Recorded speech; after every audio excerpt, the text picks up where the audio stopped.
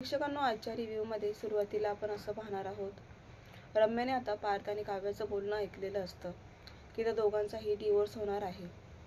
त्यामुळे ते आता खूप एक्सायटेड होऊन वसूकडे येते आणि वसूला सांगू लागते की आता आई, अगं घरात काय चाललंय माहिती का तुला? त्या काव्याने पार्थचा डिवोर्स होणार आहे. मग आता वसू तिच्या बोलण्यावर म्हणते की तू इतक्या हलक्यात का घेतेस? अगं 6 महिने आहे अजून डिवोर्स घ्यायला. 6 महिने तर ते एकत्रच राहणार आहे. एकमेकांच्या जवळ नाही आले म्हणजे बरं होईल. तेव्हा तर रम्या म्हणते की आई, तू असं का बोलतेस का? तुला मुलीचं सुख बघवत नाहीये का? तर वसू म्हणते की अगं तसं नाही म्हणते मी. तो पार्थ कधी कधी किती करतो त्या काव्यासाठी, बघितलं नाही का आपण? आणि ती काव्या, ती सुद्धा कधी मध्ये तरी पार्थसाठी काहीतरी करतेस ना. म्हणजे त्यांना डिवोर्स जरी घ्यायचा आहे पण ते एकमेकांना वेळ तर देत आहेत ना. मग कदाचित उद्या मन बदललं तर काय करशील तू? तू आतापर्यंत काय केलंयस ग वसू? काव्या, वसू असं रम्याला म्हणते की काय केलं रम्या तू आतापर्यंत? पार्थला त्या काव्यापासून वेगळं करण्यासाठी केलास का तू काही प्रयत्न? फक्त तेवढं केलंस की ते जायफळाचं दूध, जायफळाची पावडर सोडून तू दुसरं काय केलंस? तेव्हा रम्या म्हणते की आई, तुला बघवत नाहीये ना माझं सुख? नाही, मग मला इतकं रोखून विचारण्यापेक्षा तू काय केलं सांग ना. का मुलीसाठी आणलं का माझ्या आयुष्यात पार्थला तू? नाही ना. काय केलं सांग बरं. तर वसू म्हणते की रम्या, तू आता मलाच दोष देणार आहेस का? काय केलं म्हणजे? अगं आतापर्यंत मी काय नाही केले. तर दोघींचा जरा वाद चालू असतो. तर पुढे आता दुसरा सीन आपण बघणार आहोत, तो म्हणजे नंदिनी आणि जीवाचा. आता दोघांनाही डिवोर्स घ्यायचा आहे. पण जीवा नंदिनीला म्हणतोय की ही गोष्ट जर घरात कळाली तर कसं फील होणार आहेत घरात, कसं रिॲक्ट करतील घरचे. मला तर ही परिस्थिती डोळ्यासमोर आली तरी भीती वाटते. तेव्हा आता नंदिनी समजावू लागते की हे बघा, आपण आपल्या घरच्यांना सांगणं हे खूप गरजेचं आहे. कारण आता आपण डिवोर्स फाईन करून आलेलो आहे आणि आता फक्त आपल्याला घरच्यांना हे विश्वासात घेऊन सांगायचं आहे. भलेही त्रास होईल, अनुभव नाहीये त्रास याचा होणार आहे की त्यांना ऐकल्यानंतर ते बिचारे माझ्या आई वडिलांसारखेच आहेत, त्यांना किती दुःख होणार आहे या गोष्टीने. मला सुद्धा हे असं बघूनच म्हणजे स्वतः विचार करूनच खूप त्रास होतोय की त्यांना चुकी नसताना सुद्धा किती त्रास होणार आहे आपल्या डिवोर्सचा. मग जीवा म्हणतो की कसं सांगायचं, पण माझ्या तर हिंमतच नाहीये. मग नंदिनी म्हणते की हे बघा, एकत्र नाही सांगायचं आपण फॅमिलीला. तुम्ही आईला सांगा, मी बाबांना सांगेन, आपण असं करूयात. मग त्यानंतर ते दोघं जण एकमेकांना शेअर करतीलच ना. आपण असंच करूया. मग आता नंदिनी सांगू लागते की आता आपण तर डिवोर्सवर सह्या करून आलोच आहोत. आता फक्त काही दिवसांचा प्रश्न आहे. म्हणजे कसं तुम्ही पसारा करायला मोकळे ना. जेव्हा म्हणतो की असं का म्हणताय?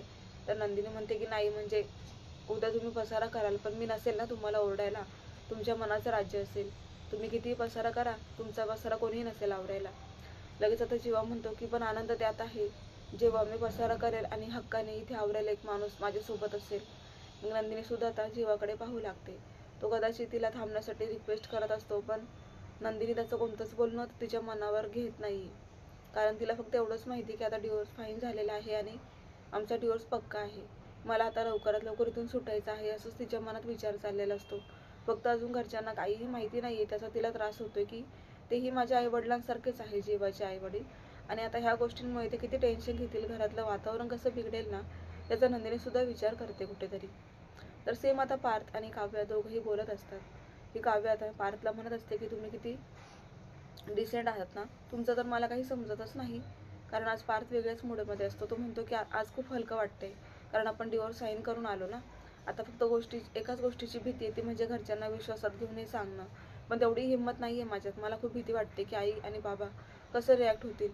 त्यांनी तर आपल्या नव्या आयुष्याची सुरुवात केली आहे. काल काल आपण आपलं मन, आपली इच्छा असताना सुद्धा आपण एकत्र पूजेला बसलो, मंगळसूत्र घालण्याचा मान मिळाला. पण हे कशासाठी मला अजूनही कळलेलंच नाहीये. म्हणूनच मी नाही असं म्हणत होतो आईला, पण आईने ऐकलंच नाही. सगळं काही स्वतःच ठरवलं आणि मोकळी झाली. पण आता ह्या गोष्टींनी घरच्यांना किती त्रास होणार आहे. मला तर कसं सांगायचं हे सुद्धा कळत नाहीये काव्या. तेव्हा काव्या म्हणते की मला पण कळत नाहीये, पण आपण सुद्धा एक काम करायचं का? मी आईंना सांगेल, तुम्ही बाबांना सांगा, असं काहीतरी करा. एकत्र जर सांगितलं ना तर खूप त्रास होईल आणि अगोदर तुम्ही जाऊ नका, मी येते तुमच्यासोबत, मगच बोलूया. मग पार्थ म्हणतो असं का? तेव्हा काव्याला पार्थची किती काळजी आहे हे यातून स्पष्ट होत असतं. काव्या म्हणते की तसं नाही, तुमच्यावर ओरडतील ना तुमच्या घरचे, म्हणूनच मी आधी सुरुवात करेल सांगायला, मग तुम्ही बोलायचं. तर आता हा पार्थ म्हणत असतो की मी तुमच्याशी कसा वागलो ना. नाही म्हणजे मला सुरुवातीला तुम्हाला मी इम्प्रेस करत बसलो तेव्हा राग नव्हता, पण जेव्हा कळालं की तुम्हाला डिवोर्स घ्यायचा आहे तेव्हा माझ्या मनात खूप राग भरला. मग तुम्ही मला इम्प्रेस करू लागल्या आणि मग माझा राग कधी जायचा, कधी यायचा, कधी जात होता, कधी येत होता. असंच होत राहिलं आणि आज तर मी हसतोय, तुम्ही सुद्धा हसताय. हे जगातलं पहिलंच कपल असेल जे डिवोर्स पेपरवर सह्या करून इथे येऊन हसतायत आणि एकत्र वेळ घालवतायत. तुम्हाला काय वाटत नाही का? तेव्हा काव्या म्हणते की वाटते ना मला पण, हेच चांगलं आहे ना. तेव्हा जेव्हा पटकन म्हणतो की बरोबर, कारण आता जाण्याची वेळ आहे ना आपली. जाताना तरी कशाला भांडणं तंटा, रागरुसवा विसरून आपण आहे ना एकत्र असं काही दिवस घालवूया. म्हणजे कसं तुम्ही तुमच्या मार्गाला जाल, मी पण वेगळा होईल. मग कदाचित आपल्याला पुढच्या आयुष्यात तरी हे क्षण सोबत घेऊन जायचेच आहेत आणि लक्षात पण राहतील ना. लाईफ टाईम ही मोमेंट आपण विसरणार नाही. पण काव्याला मात्र एकदम असं जीव तिचा कासावीस होऊ लागतो. कारण तिला आता भीती ह्या गोष्टीची वाटायला लागते की म्हणजे काही दिवसांनी पार्थ मला सोडून दूर जाणार आहे माझ्यापासून. आता तिला हे नकोसं वाटतंय. कारण पार्थचा स्वभाव, पार्थचं ते त्याची ती लाईफस्टाईल, त्याचं ते वागणं बोलणं सगळं काही काव्याच्या मनात आता भरायला लागलेलं असतं. आणि अचानक डिवोर्स म्हटल्यावरती तिला आता कुठेतरी खूप जड जातो तो डिवोर्स घेणं. पण ही तिचीच इच्छा होती असं पार्थ तिला सारखंच म्हणत असतो. मग आता ठरलंय आपलं, असं पार्थ म्हणू लागतो की ठरलंय आपलं घरच्यांना सांगायचं. मग आता ते कसं, कोण पहिले बोलणार, काय ते तुम्ही ठरवा. मी तर आत्ता पण सांगायला तयार आहे. पण पार्थ म्हणतो की आत्ता सांगितलं असतं आपण, पण आई आणि बाबा पार्टीसाठी बाहेर गेलेले आहेत. त्यामुळे मला नाही वाटत की आज आपलं बोलणं होईल. दुसरीकडे नंदिनी पण आता जीवाला म्हणते की आता झाला का तुमचा विचार. तर आता जीवा म्हणतो की माझ्यात हिंमतच येत नाहीये नंदिनी की मी आई आणि बाबांना कसं सांगू. नंदिनी म्हणते की सांगावं तर लागणार आहे आणि हीच वेळ आहे. जास्त उशीर केला तर घरचे तुमचे कसे रिॲक्ट होतील आणि याचा किती परिणाम होणार आहे हे तुम्हाला पण माहिती आहे. पण जीवा म्हणतो की नंदिनी, मला नाही वाटत की आज आपण आईबाबांशी बोलू शकतो. कारण मी आत्ताच विचारलंय तर ते दोघेही पार्टीसाठी बाहेर गेलेले आहेत. त्यामुळे आपल्याला त्यांची वाट बघावी लागेल. मग नंदिनी म्हणते चला, आजचा हिंमत करण्याचा दिवस आपला असाच गेला विचार करण्यात. म्हणजे आता ही हिंमत आणि ही सगळं काही स्पष्टीकरण उद्याच आपल्याला कामात येईल. चला झोपा, असं म्हणून आता जीवाला ती झोपायला लावते. पुढे आता विक्रम असे मस्त तयारी करून निघालेले असतात तर मिथून त्यांना अडवतो आणि म्हणतो की काय मग, तुम्ही कुठे चाललात माझ्या ताईला सोडून. तेव्हा विक्रम त्याची फिरकी घेत म्हणतो की तू शब्द कोडं सोडत बस ना, बाकीच्या उचापत्या करू नकोस. आणि मी चाललोय माझ्या कॉलेजच्या मैत्रिणीला भेटायला, तुला काही हरकत आहे का. तर मिथून म्हणतो काय लपून लपून, थांबा आताच ताईला निरोप देतो. असं लपून लपून मैत्रिणींना भेटतात काय, तेही ह्या वयात, कसं शोभतो तुम्हाला. मग विक्रम म्हणतो की तुला काय वाटतं मी एकटा चाललोय माझ्या मैत्रिणीला भेटायला. अरे तिने सगळ्यांना इन्व्हाइट केले, तिची बर्थडे पार्टी आहे म्हणून मी मानिनीला पण घेऊन चाललोय. आता मानिनी कुठे गेली माहितीये तुला, मानिनी गिफ्ट आणायला गेली आहे आणि मला तिला पिकअप करून पुन्हा आम्हाला पार्टीला सुद्धा दुसऱ्या रस्त्याने जायचं आहे. तेव्हा तू वेळ घेऊ नकोस माझा, समजलं ना. चल मी चाललो, असं ते आता मस्करी करत असतात. तर विक्रम आता जाताना मिथुनला म्हणतो की चल मग मी चाललो आणि आम्हाला यायला जरा उशीर होणार आहे. आणि आपली मुलं आत्ताच घरात आलेली आहेत, पूर्ण पावसात भिजून आलेली आहेत, त्यांना थंडी वाजत असेल. एक काम कर, तू त्या कल्पनाला पुढे करून आल्याचा चहा वगैरे बनवून दे जरा मुलांना, घे त्यांची काळजी. मिथुन म्हणतो ठीक आहे मी घेतो काळजी, तुम्ही जा. मग आता विक्रम आणि मानिनी घरात नसतात तर हा मिथुनला आता टेन्शन आलेलं असतं. कारण आता विक्रमकडून त्याला समजतं की पूजेमध्ये पार्थ हा अचानक उभा राहिला आणि पूजेला बसायलाच तयार नव्हता. त्यानंतर कसं तरी तो बसला. मग आता मिथुन त्याच गोष्टींवर विचार करतो की ह्या जीवाचं काय चाललंय. एकीकडे म्हणतो की मी डिवोर्स घेऊन नातं तोडणार आहे, मग हे सगळं कशासाठी. त्याने ते मंगळसूत्र का घातलं असेल का नंदिनीला, आणि नंदिनीसोबत तो पूजेला का बसला असेल. घरच्यांना सांगता आलं नाही का याला हा काय करतोय. सगळा घोळ करून ठेवलेला आहे. एकतर आपण डिवोर्सच्या वाटेवर आहोत आणि आपण पुन्हा पुन्हा नात्यांमध्ये गुंततोय. हे मला पटतच नाही. आता मला जीवाबरोबर बोलायलाच लागेल, असं सुद्धा आता मिथुन काका म्हणत असतात. आणि म्हणूनच ते आता वाट बघतात की मी जीवाला भेटून सगळं काही सांगून टाकणार आहे. तर रम्या आणि वसूचा वाद चालू असतो. रम्या वसूला म्हणते की तू काय केलंस, मला पार्थला मिळवण्यासाठी तू प्रयत्न केलेस का, सांग ना, केलेस का प्रयत्न. इकडे आता रूममध्ये मिथून येतात तर पिहू ही ड्रॉइंग काढत असते. तिचं ड्रॉइंग काढताना स्केच पेन खराब होतो, त्यामुळे तिला पुढे आता स्केच पेनच नसतो. ती विचार करते की शिट यार, चांगलं माझं ड्रॉइंग चालू होतं आणि पेन पण खराब झाला, आता मला पेन कोण देईल. बघते एकदा रम्याताईकडे जाऊन विचारते, तिच्याकडे असतोच. म्हणून आता ती रम्याच्याच रूममध्ये आलेली असते. पण नेमका आता हा दरवाजा अर्धवट बंद असतो आणि आतमधून खूप जोरात वसूच्या ओरडण्याचा आवाज येत असतो. म्हणून ही पिहू जरा घाबरते आणि तिथेच उभी राहते. तरी वसू म्हणत असते की काय केलं म्हणजे ग, अगं मी तुझी आई आहे, मला तुझी काळजी नाहीये का, आणि तू मला का ब्लेम करत आहेस. तुला माहितीये का, लग्नाच्या दिवशी सुद्धा त्या नंदिनीला, त्या दीपकला पुढे करून मीच किडनॅप करायला लावलं होतं. आणि म्हणूनच अचानक पार्थ एकटा पडला आणि गावकऱ्याने तिथे घोळ घालून ठेवला. आणि त्या गावकऱ्यांचा घोळ इतका होता की पूर्ण अशी चपला गळ्यात घालून धिंड काढण्याची वेळ आली होती आपल्या देशमुख परिवारावर. म्हणून मग मी काय केलं तर अचानक काव्याला मध्ये घातलं आणि काव्याचं त्या पार्थ बरोबर लग्न झालं. एवढी मोठी गोष्ट मी केली तरी सुद्धा रम्या तू मला का दोष देतेस. रम्या म्हणते आई तुझं बरोबर आहे का, सॉरी, खरंच सॉरी, मला माफ कर. मी तुला चुकीचं समजली, पण आता ह्या दोघींचं बोलणं पिहूने ऐकलंय ना. पिहूने तोंडालाच हात लावलाय, कारण आता तिला समजतं की म्हणजेच लग्नामधून नंदिनी ताईला पळवणाऱ्या दुसरं तिसरं कोणी नसून वसू आत्या होती.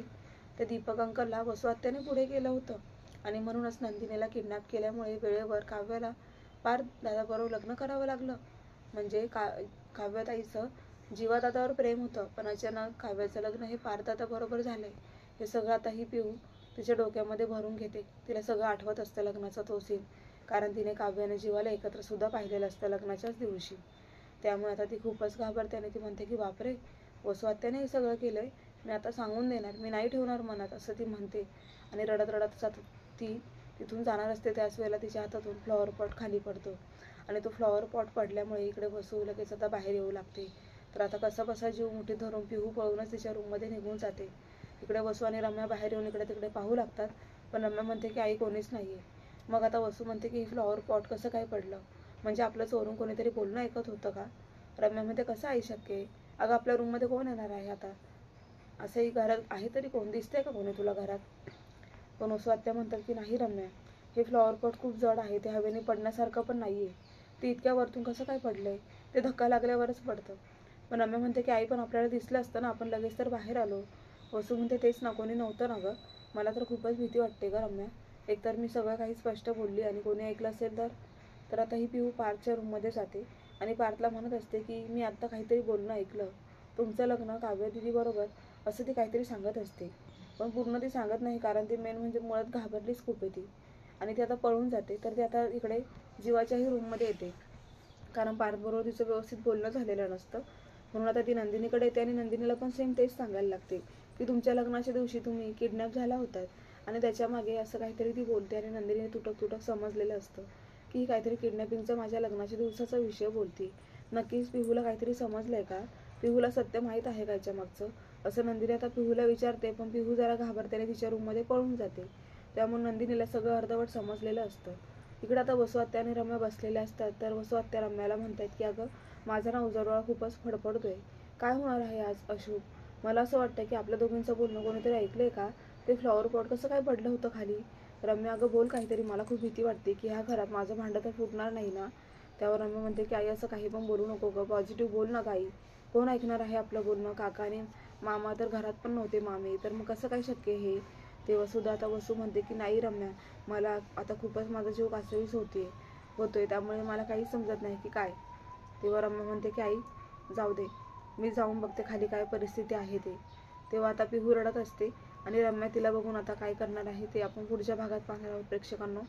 पण पुढे असा एक नवीन प्रोमो आलेला आहे की ज्यात विक्रम हे खूपच रागात असतात आणि मानिनी यांना हॉस्पिटलमध्ये ॲडमिट केलेलं असतं, कारण पार्थ आणि नंदिनी, जीवा, काव्या या सगळ्यांचा म्हणजे डिवोर्स होणार आहे हे सत्य आता मानिनीला समजलेलं असतं आणि म्हणूनच त्यांनी खूप ते हायपर होऊन टेन्शन घेतलेलं असतं.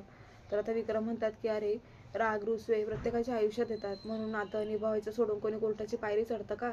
अरे झालाच भांडण तंटा, म्हणून तो सोडवण्यात मजा आहे की डिवोर्स घेण्यात, लग्नानंतर प्रेम होतं की डिवोर्स, असं ते ओरडूनच बोलतात. तेव्हा जीवा आणि पार्थ दोघं एकमेकांकडे पाहू लागतात. तर प्रेक्षकांना असं जबरदस्त ट्विस्ट आपल्याला पुढील काही भागांमध्ये पाहायला मिळणार आहे. तेव्हा स्किप करू नका, पाहत राहा ठरलं तर मग. आणि अशाच डेली अपडेटसाठी चॅनलला सबस्क्राईब करा, नोटिफिकेशनसाठी बेल आयकॉनवर क्लिक करा, म्हणजे रोजचे अपडेट्स तुम्हाला वेळेवर पाहायला मिळतील. तर प्रेक्षकांना आजचा भाग कसा वाटला कमेंट करून नक्की कळवा. धन्यवाद.